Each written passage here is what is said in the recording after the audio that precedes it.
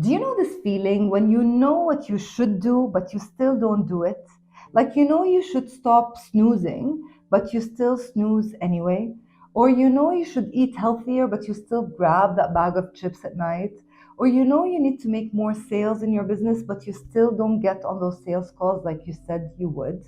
Now, if you answered yes to any of these questions, you, my friend, are human. And like most of us humans, you're getting in your own way to success. In today's video, I'm going to share with you three powerful thought patterns that will help you get out of your own way and stop self sabotaging. So, if you want to remove the biggest block in your business and your life, continue watching this video. Hi, I'm Muna from Inside Out with Muna, where I help you build and grow your online business and your personal brand. Thank you for being here. If you like what you're hearing, make sure you subscribe and like. It really helps me reach more and more people just like you. Now, let's start by understanding or figuring out, how do we know when we're self sabotaging? How do we know that we're actually getting in our own way? Now, there are a few very obvious indicators. Let's discuss a few of them. Number one is you are overly critical of yourself. Nothing is ever really good enough. You're quick to look at what you haven't done or what you've done not so well versus looking at what you've achieved and what you've done very well. Another indicator is perfectionism, waiting until things are perfect before you launch, before you post, before you shoot that video, and thinking that what you're doing is actually helping your business. Another indicator, which for me was very surprising when I learned about it a few years ago, is getting sick as you're approaching a big event or right after a huge achievement. And I'll explain to you while we talk about the three thought patterns what that means. If you're experiencing any of these things, if you feel like every time you get close to achieving a goal, every time you get close to getting into healthier habits for your business and your life, but then something seems to happen, then this video will really be helpful for you. So let's start with the first strategy and thought pattern, and it's to remember to get on your own team.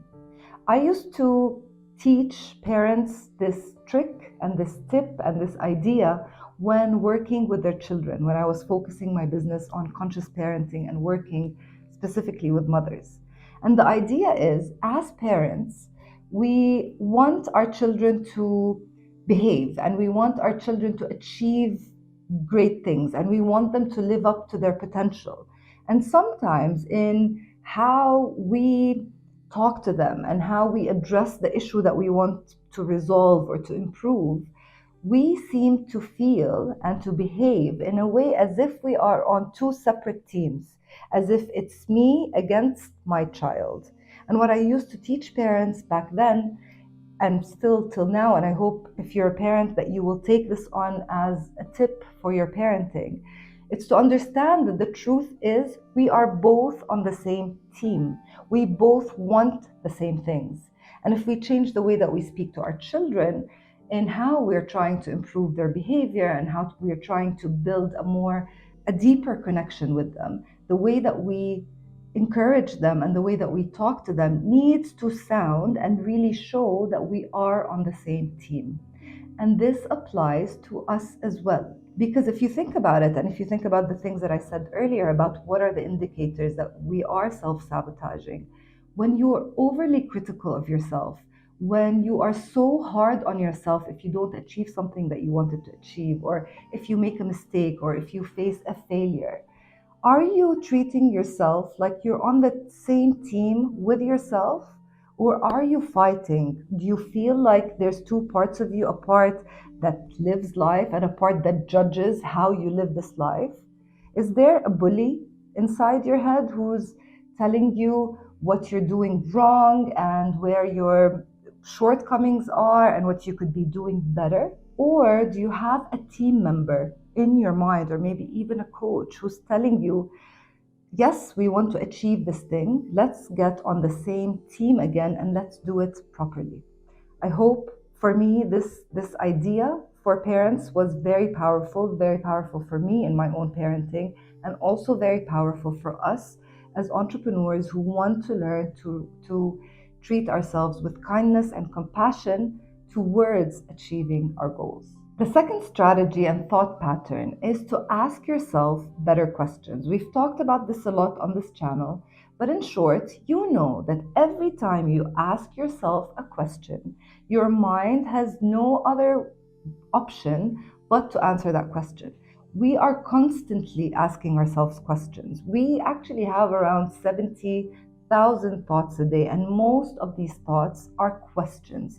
And most of these questions are unconscious. We're not even noticing that we're asking these questions. So, the first step here is to become aware of the types of questions that we're asking ourselves. So, listen to your own thoughts, journal, and meditate on the questions that you're asking yourself. And one great way to start asking yourself better questions is to stop asking why questions and instead ask questions that have how and what. So, for example, instead of asking yourself, why am I not attracting amazing clients? Or why am I not making enough money in my business? Or why is this happening to me? Whatever it is.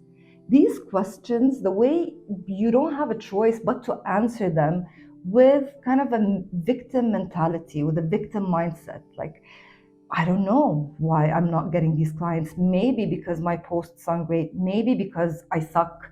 Maybe because I'm not cut out for this. Versus asking yourself, how can I attract more clients? How can I make more money? What do I need to do to grow my audience? What strategies do I need to learn? Can you see the difference? Asking yourself why questions leads you to answering with the victim mentality and victim mindset that most of us are programmed to, versus asking yourself how and what questions that will give you new answers and answers that are much more empowering and forward thinking. And strategy and thought pattern number 3 is to notice when you're hitting your upper limit.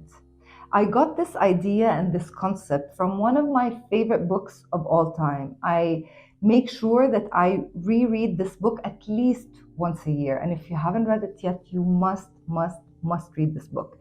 It's called The Big Leap by the author Gay Hendricks.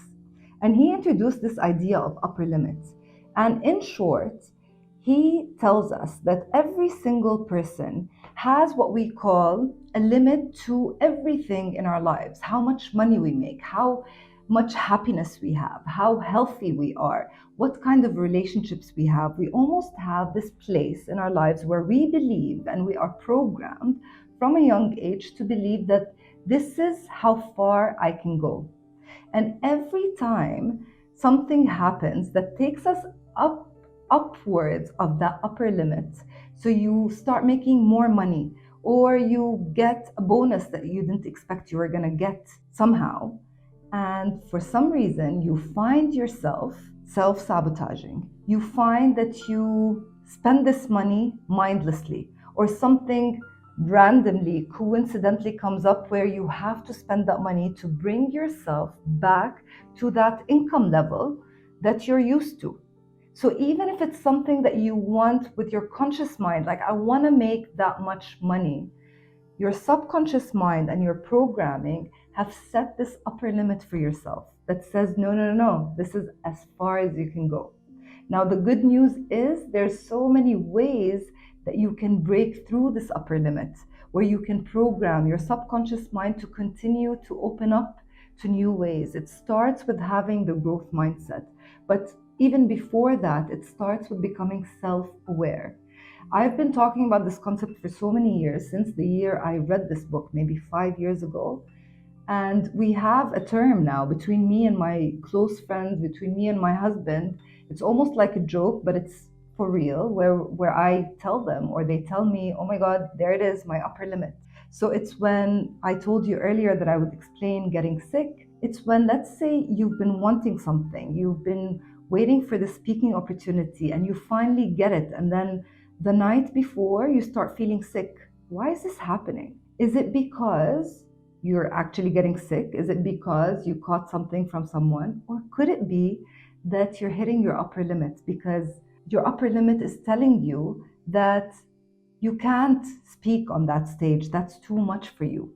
So once you start noticing that you're losing your voice right before big events, or your stomach start hurting before something major happens, ask yourself before you go and grab medicine or start wondering where you got this from, is this real? Like, am I really sick?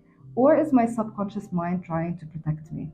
It's a very deep topic. I wish I could go into it more now, but I don't want to make this video too long. But if you've enjoyed it, I can talk a lot more about that. But I really recommend you go download that book or buy the book. Download, because I'm always reading on Kindle these days, and it would really change your life. It's an amazing concept and an amazing idea.